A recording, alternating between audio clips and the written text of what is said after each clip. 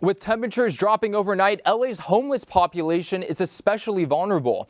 Annenberg Media's Sullivan went to Skid Row today to find out how much shelters are preparing. When it gets cold outside, Kevin Green says a prayer. I go here to Our Savior's and put in a good rosary.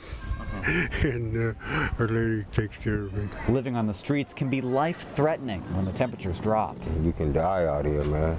Elvin Staples lives on Skid Row. Tonight, it's expected to get into the low 40s, and he's planning to stay inside at the Midnight Mission shelter. When it's cold out there, we'll definitely see more people that are huddled together. Joey Weinart is the shelter's volunteer coordinator, and he says when it gets this cold out, they open their dining room to the needy.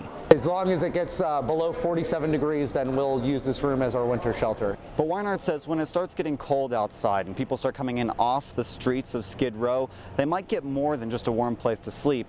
They could start getting the long-term assistance that they need. They might come in for a little winter shelter because it's so cold outside and then realize that, hey, this place has more to offer than what I expected. But not everyone uses these special winter shelter programs. Years ago, it was heavily utilized. As we're hearing about now, it's not being utilized as much. He says that's because some on Skid Row prefer riding out the cold weather in their tents. If you have a chance to go into a winter shelter program, out of the cold, away from the violence, I say please go. You can lead a horse to the water, but you can't make him drown.